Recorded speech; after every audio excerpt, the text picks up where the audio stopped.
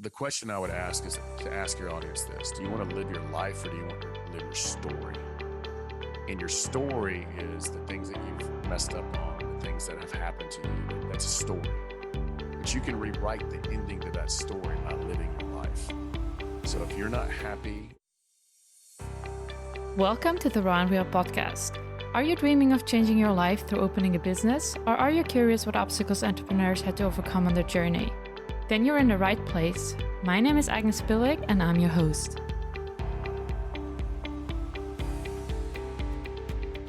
Are you currently looking for a more fulfilling job? You want to start your own business, blog, YouTube channel, or just get your portfolio out there? It all starts with creating your own website and choosing the right hosting provider. Hosting is kind of like the home for your website and the whole infrastructure behind it. And with Bluehost, you get a free domain for the first year. You can install WordPress with just one click, which means that it's super easy. You don't need to write any code. You can create anything you want with customizable templates. So get started now and click on the link in the description below. So just again, click on the link in the description below and get started now.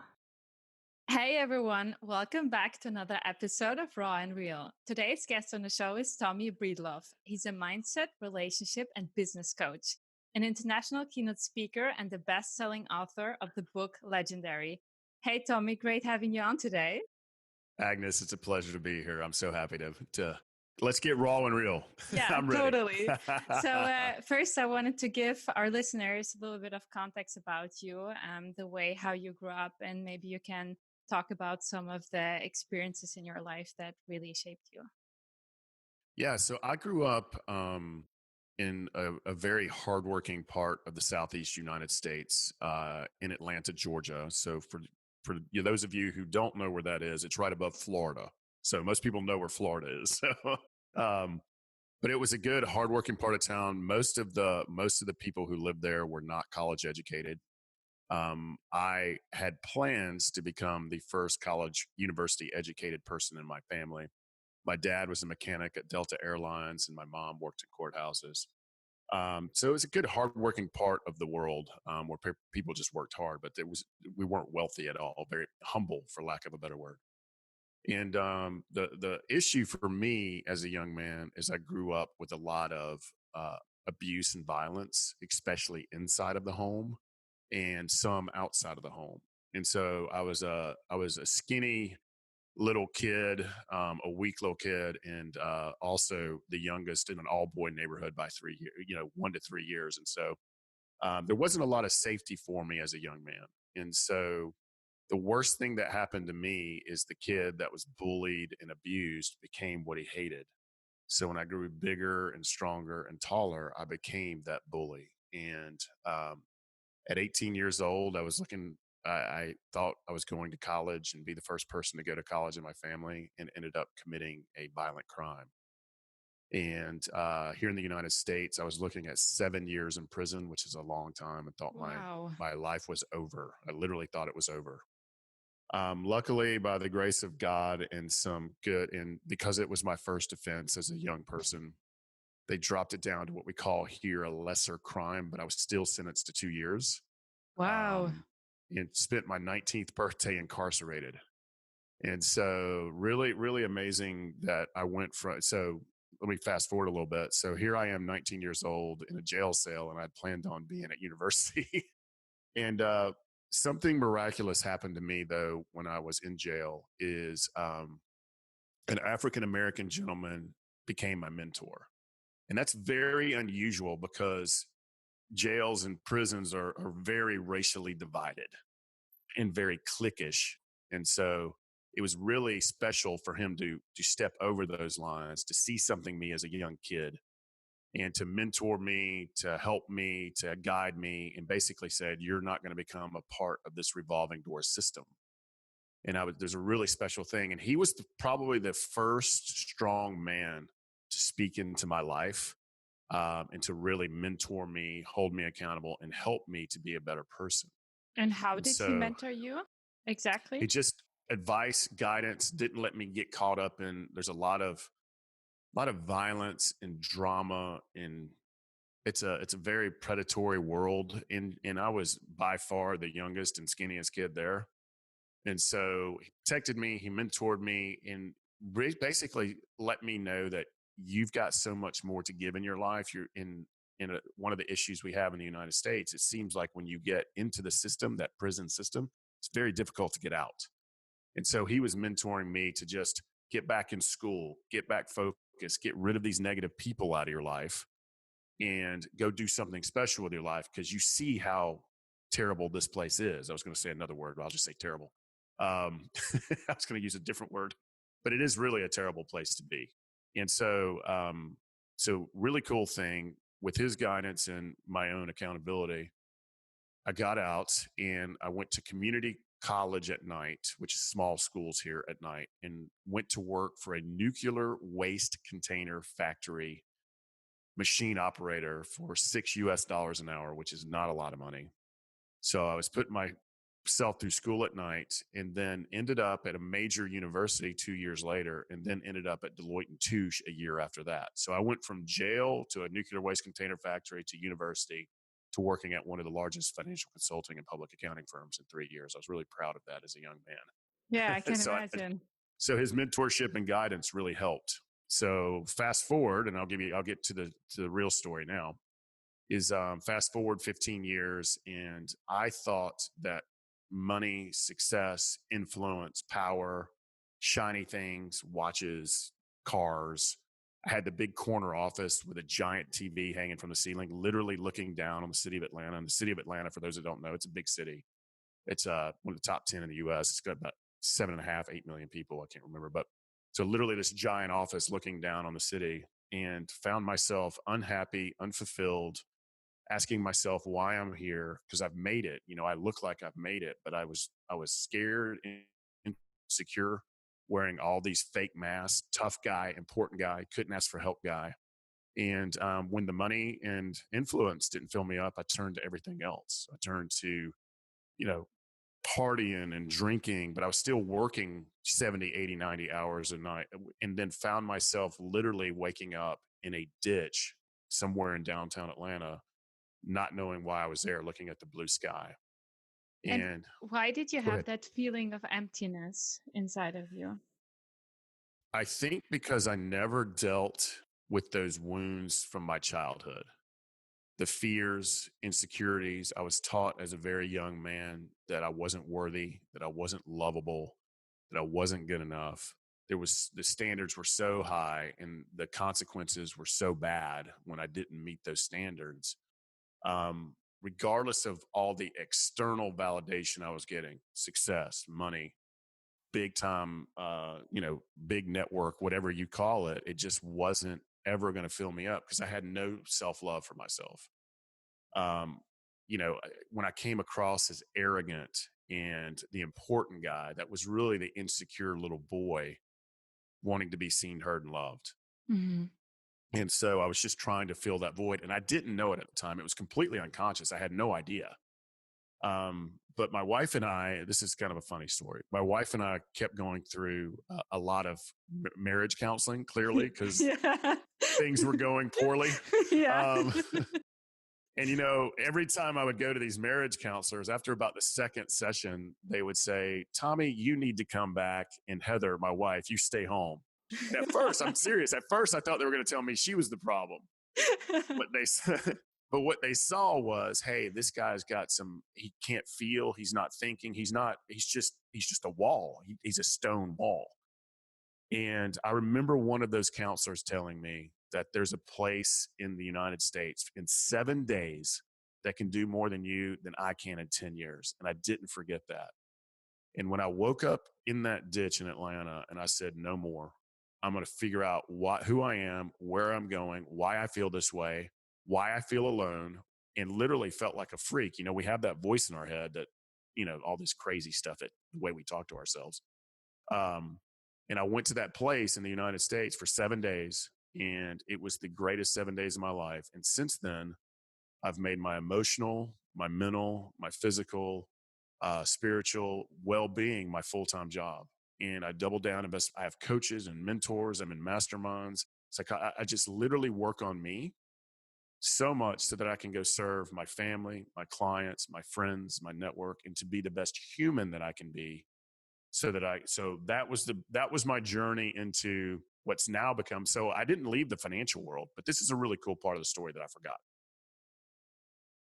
When I just started being the real me and took down all those fake masks and started cultivating self-love, self-confidence, what really happened is I started loving and respecting everyone else. And I went from being one of the most feared people at this big firm to one of the most beloved. And my money, my friendships, my network, I went from junior partner to senior partner. I was elected to the board of directors, which is a big deal here. At 39, the rest of the people were mostly in their 60s. And just by being a good person, a kind human, a compassionate person, first to myself and then to others. And by the way, I was working probably half of what I worked before. But just by being a good person, I saw all the success. And so it was kind of crazy that happened. And what kind of good person were you then? How did you change your behavior to yourself and to your surrounding? No more fake arrogance, Hmm. trying to always be the powerful, know it all, important, strong, I've got this guy, which was all candidly crap. And I just started listening, started talking less, started caring more. Instead of me trying to control everything, and literally the only thing we're in control of in our life is our mindset and choices. Instead of trying to control everything, I went to empowering. So between listening, trust, empowering, cultivating that self-love and confidence in my own heart. And we all have this, but minimizing that noise in our brain that says we're not good enough. What if they figure out I don't know what I'm doing? All that stuff. I'm not pretty enough. I'm not this and this and this and this, blah. If we talk to ourselves, if we talk to others like we talk to ourselves, no one would like us. And how did you really manage to turn down the noise in your head and be just in general kinder to yourself the way how you talk in your own mind? A lot of work. And so it's similar to exercising. You're not going to be fit or in shape if you don't run, go to the gym, play sports. If you don't work on your body, it will atrophy. Same thing goes with our hearts and our minds. And so every single day, it's probably somewhere, actually, a lot of it's sitting right in front of me, and I'll show you some of it. Every single day for the past 10 years, I do a formal meditation practice. I do a formal gratitude practice where I write down things that I'm grateful for, and also write down thanking myself. Thank you, Tommy, for doing this. Hmm. Cultivates that self-love, Uh-huh. lets us know that thanking ourselves. So meditation helps me get present, helps me quiet down the mind, helps me to be proactive and not reactive. A formal meditation practice. I have 7 or 8 daily reads that I do a day. There's some of them right there. Exercise, walk, I sit in silence, I write affirmations. And every single man or woman that I work with, whether in coaching, in a mastermind, in a group setting, or on stage, I require them to do the same things because these are the exercises and tools, affirmations, gratitude, also reading every single book that you can get your hands on. Because when you surround, and there's one more thing that I do too, when you surround yourself with positivity and love and people who are wanting to be better and make impact and who come from a place of compassion and empathy as opposed to judgment, fear, anger, resentment, blah, blah, blah. All of those things. So also it's who you surround yourself with. And so there's all these things. I read everything I get my hands on. And the last thing, and I'll say this, we're heavy on social media now because it's part of my business, right? I mean, we want to inspire and shine light to the world and help people with their money, their relationships, and their mindset. But at the end of the day, cutting off the news and minimizing your social media time has been absolutely life-changing because it's garbage in our Yeah. souls and minds and emotions. We can't handle that. I can't handle what's happening in Syria, North Korea, Africa, racial riots here. I mean, I physically can't take all that in because, I can only influence right here in my community around me in the best possible way I can. And I think when we get inundated with that fear and that negativity and the world is ending, it seeps in and it kicks our confidence, it kicks our self-love, and it gets us scared. And the news literally wants to divide us. And so um, I think cutting out the noise, gratitude, meditation, reading. I have a coach, I have a psychologist, I have this group of other men that I can get real raw and honest about if I'm having a difficult time with my wife, if I'm don't feel like I'm succeeding in business, or I've got these fears that I'm dealing with. I've got this group that lifts me up, holds me accountable, but also loves me unconditionally. And I think having that tribe who really truly cares about you, I think is super important too. So I'll stop talking. I could talk about this all day. I'm super passionate about it. That's great. Can you just give us a brief overview for the listeners how long your gratitude meditation practice is? What some of the examples that you write down, what you're grateful for, or some of the affirmations that you practice? 100%. So the whole process, if you take exercise into it, the whole process is about 2 hours. So I wake up between 5 and 6 o'clock every day, depending on the night before. And it's an hour of mindset, emotions, soul. Also love walking my dogs in quiet and just thinking, and then exercise. So the gratitudes, I write down between 5 and 7 things. I'll give you some examples. They're different every single day. So you can't see what I see, but there's flowers and trees and there's animals walking by. So sometimes I just say, thank you for the beautiful tree outside, because it gets me present, gets me here. I'm looking at the tree. I always say I'm eternally grateful for Heather, Hodges, and Annie, because they're the people who love me the most. So Hodges and Annie are my dogs. Uh-huh. And Heather's my wife. Thank God she stayed with me, by the way. We just celebrated 19 years, by the way. Oh, congrats. 25 overall. Thank you. And so here's some of the affirmations. So I would also say, thank you, Tommy, for showing up yesterday for yourself, investing in yourself so that you can serve others. And by the way, at the very end of the journal, I always write, I love you, Tommy. So signing it to myself. I know that sounds really woo-woo, but sometimes loving ourselves is the hardest thing to do, and getting that noise, that voice out of our head. So I'm always cultivating that self-love, because as a young boy, I was taught not to love myself. So I have to unwire that through the repetitions, right? Through the practice. Another thing that really helps me too, real quick, is yoga. And I miss yoga. Since we've been in COVID, I miss it. So there's no COVID, there's no studios open here. So I'm like, I need yoga. Yeah. So here's some affirmations that I write now. And I work with some really alpha males who think they're very important. Yeah. And I have them write this down too, because that feeling of importance is just arrogance, which is a massive form of insecurity. That's all it is. Mm-hmm. But every single day, I wish it's like 10 feet that way. I'd literally open it up and show it to you. Every single day, I write down the following affirmations. I am so thankful, grateful, and happy that I am lovable, enough, worthy, and valuable. Because at the end of the day, all human beings are lovable, enough, worthy, and valuable. Write it down every day to remind myself. I literally write that every day. Second thing I write is important because of the noise of our media, newspaper, social media. Because if we really look at all what's happening in the world, there's a lot of love, learnings, and goodness. We can learn from it. There's a lot of love that comes from the darkness, and there's a lot of goodness. I mean, even in the worst atrocities, people come together to help and serve and love. So I write this down every day. I am so thankful and happy that I see the love, goodness, and learnings in everything, everyone, and every situation. I write that down every day. And I'll give you, you want one more or two more? Just one more. That's fine. Okay. Yeah, I know. I could go all day.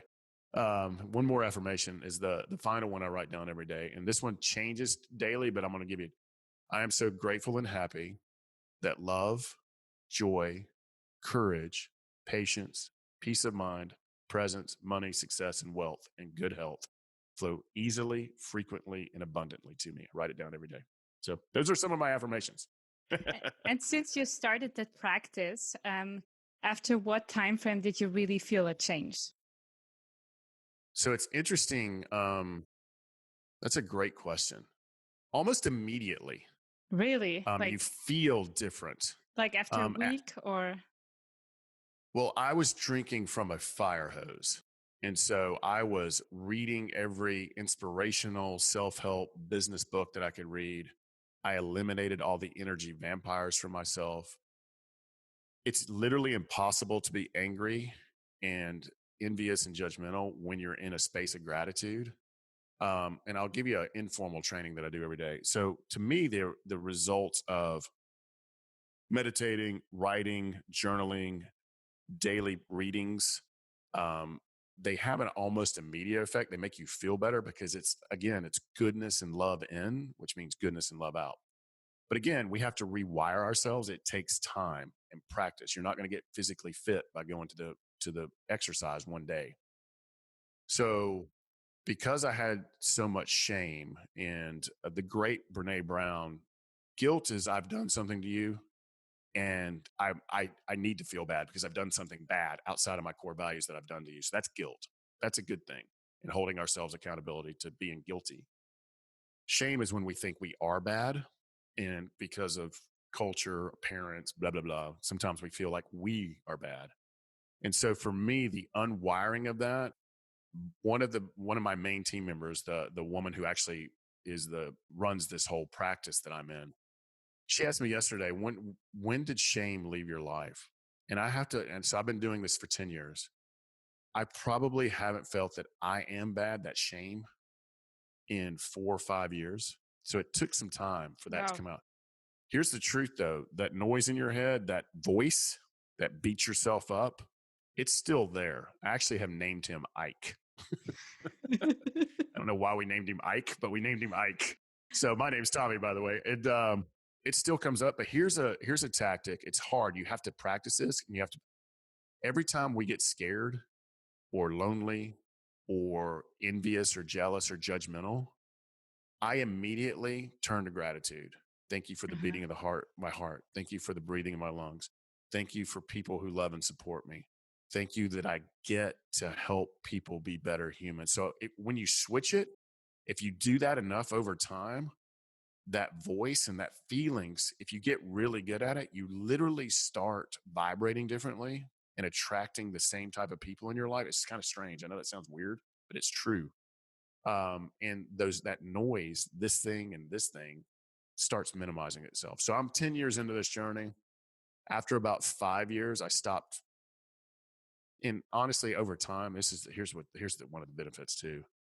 We put so much credence in what others think. I don't even know who those others are, Mm-hmm. whoever they are. You stop caring what other people think because you know you're coming from a place of love, compassion. You're doing the best you can. You show up every day.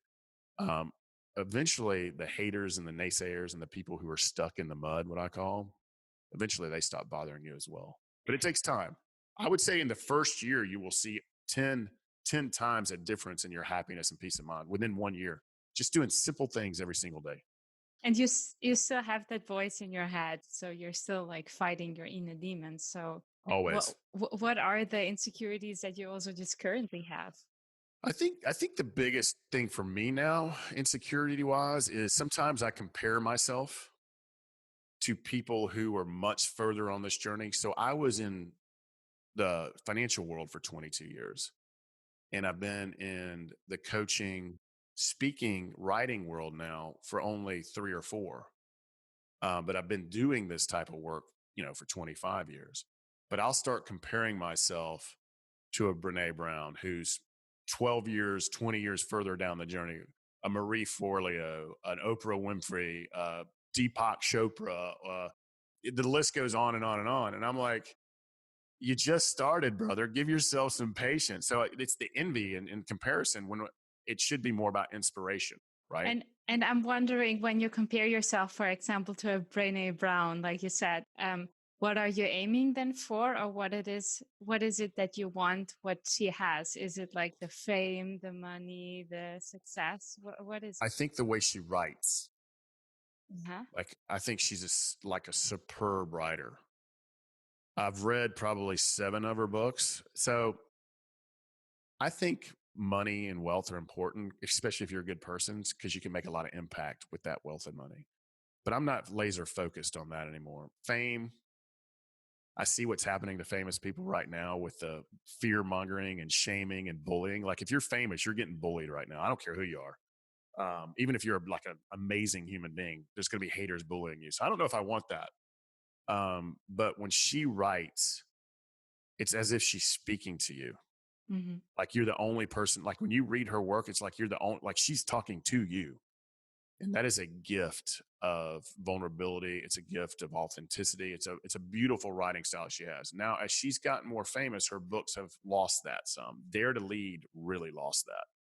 But for 90% of her work is just so good. I think comparing ourselves to theirs, I think because we just got started with social media, looking at the number of followers, that's who cares really at the end of the day. But what's cool, what's cool though is each follower is an actual human being that you get to speak into. So it's cool when you flip it like that. And the last thing I think I really struggle with is perfectionism, Mm-hmm. which doesn't exist. And that's a level of insecurity. Like when you're trying to make it perfect, I'm putting credence out there as Yeah. opposed to getting it done and getting the work out to help people. It becomes more about pride and ego Yeah, I think you're trying to be perfect. identifying yourself a lot with it and Yeah. putting it out there. It's like, oh my God, I'm putting myself out there and that has to be perfect. Mm. So those are some of the voices every now and then. They're not as near as loud as they used to be though. That's great. And you mentioned also money and financial freedom. And that's one of the things that you teach also your clients. And it's also a really important point, of course, because when we have financial freedom, I think we can really start living the life in some cases what we really want. And like you mentioned, we can also have a lot of impact because we have a huge leverage. So what are some of Yeah. the things that you teach your clients? So depending on 100% of the clients that walk, some of them have done very well financially.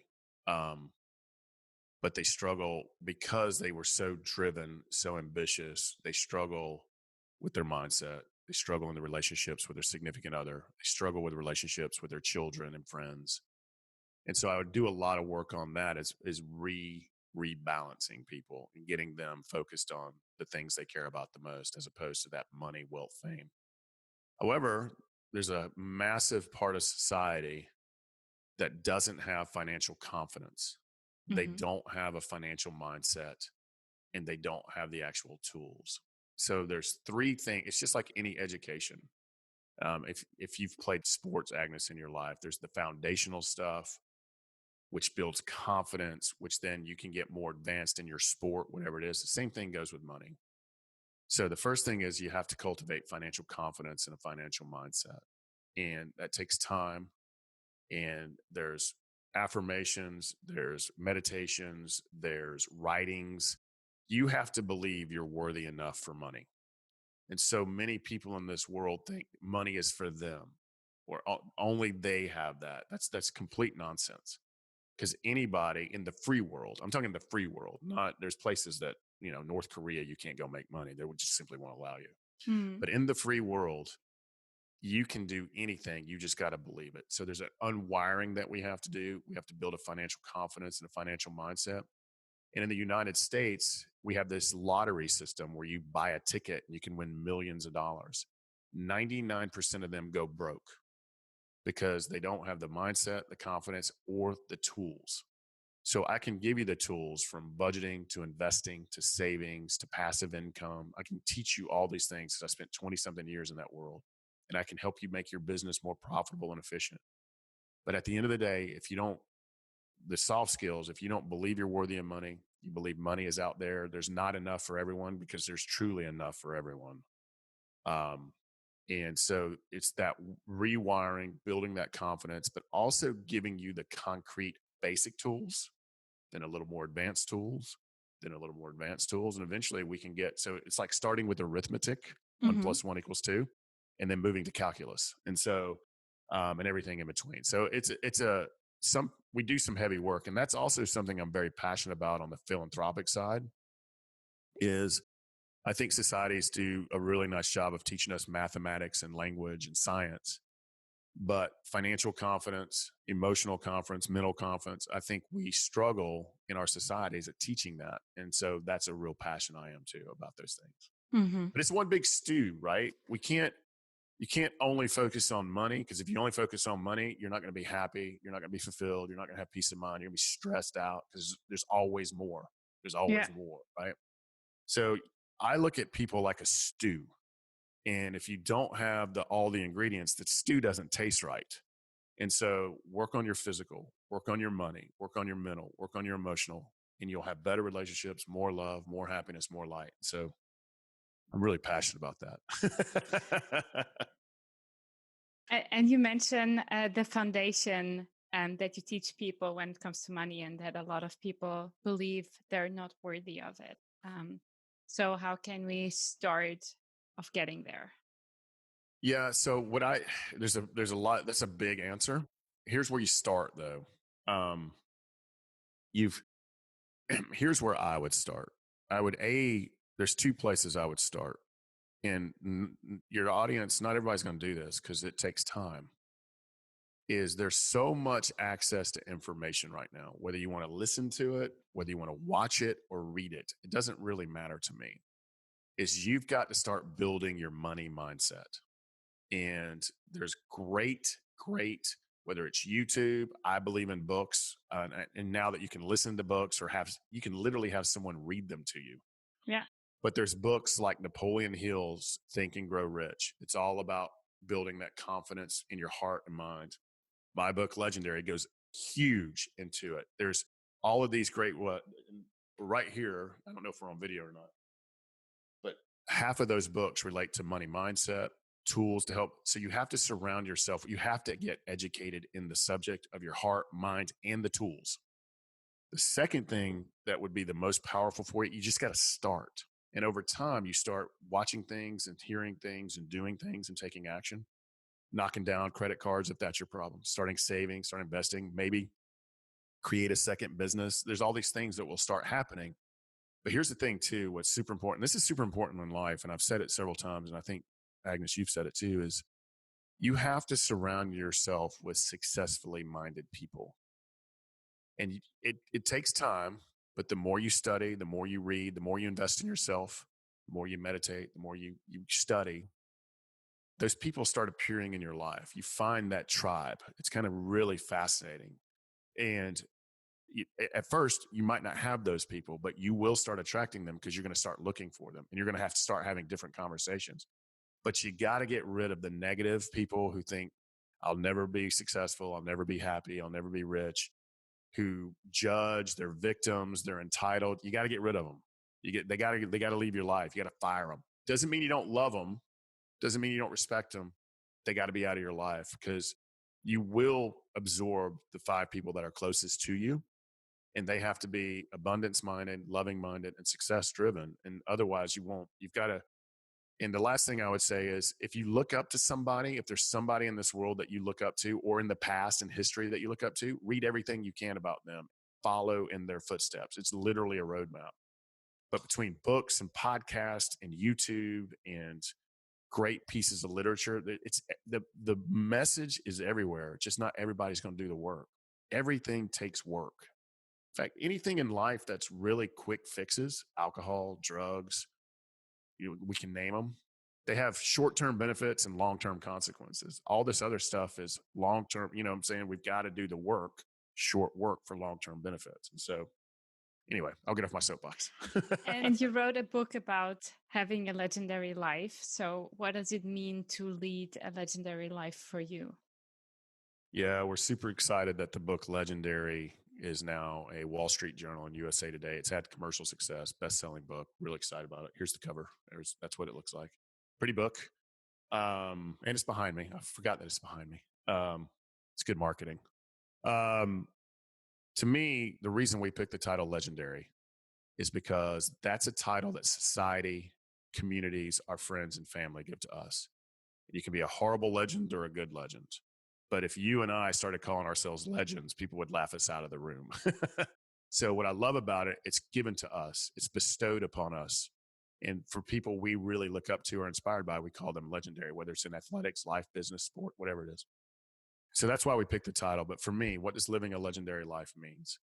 A legendary life means discovering your purpose, depending on the purpose of, our purpose changes. We all have a purpose on this earth, and it changes during the season of our lives. So living a legendary life is a life of purpose and figuring out what your purpose is and serving in your purpose, being the master and conqueror of your time, being in charge of your time, because time is the most important asset. Outside of our health, time is our most important asset.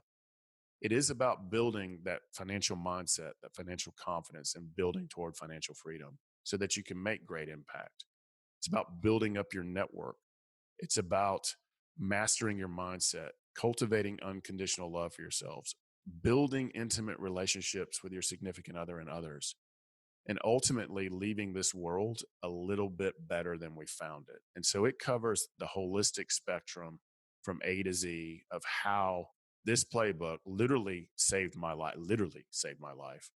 And I've applied it to hundreds and hundreds and hundreds of other people. And 90% of them that do the work have significant, significant changes in their lives, both internally and externally. And so that's why I wrote the book. It's literally it's a simple read, a fast read, and a playbook. All of the things we talked about, it gets a lot more specific with simple tasks that if you do this, these are the results you will get.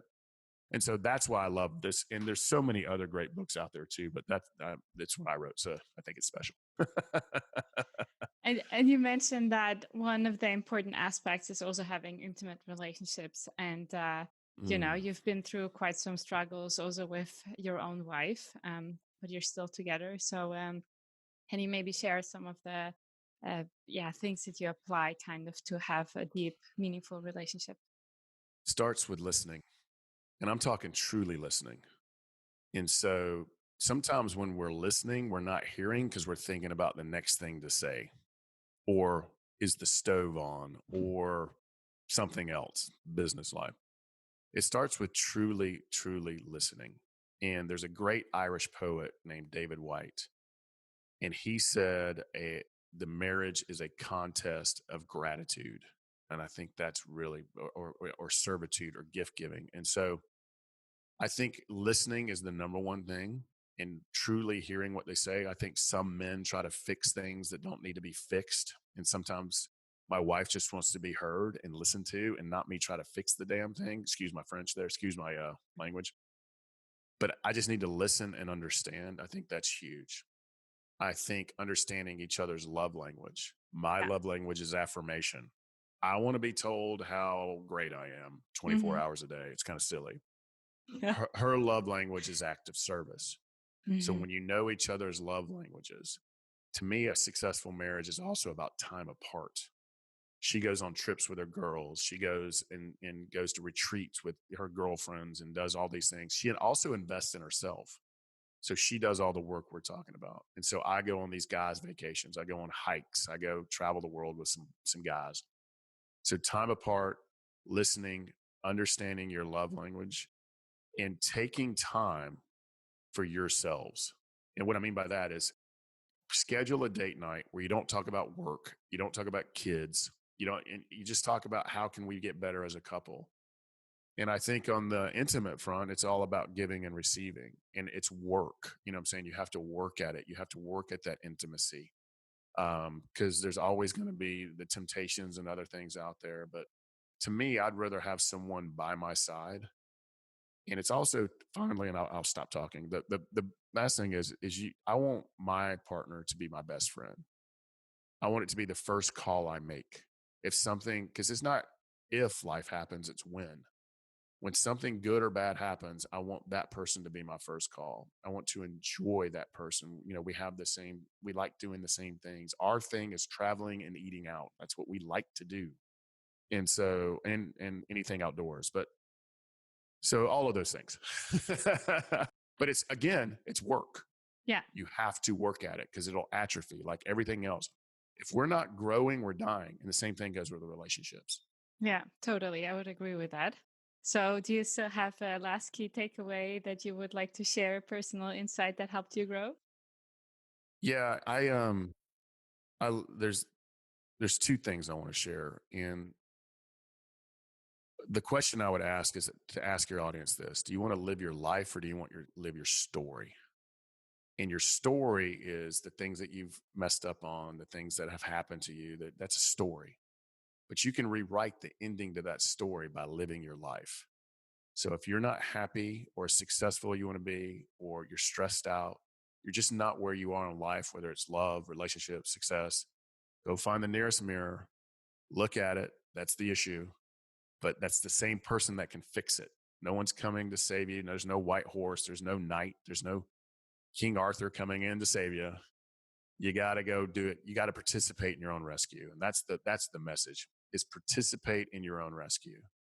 Go find success, go find happiness, go find love, but take action, invest in yourself first, and go participate in your own rescue. Amazing. And how can people get in touch with you?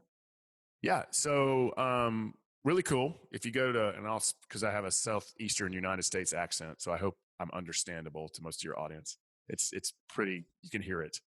So I'm going to try to spell this for you. If you go to tommybreedlove.com/gifts, GIFTS, we're giving away the Financial Confidence and Freedom chapter. We're giving away the Mastering Your Mindset chapter.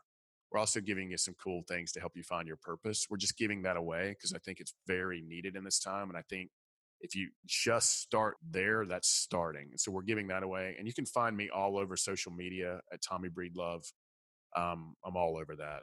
I'm posting light, goodness, inspiration, tips, tools all the time. And so look me up at Tommy Breedlove on whatever your social media thing is, or go to the website and /gifts and get your free copy of the stuff.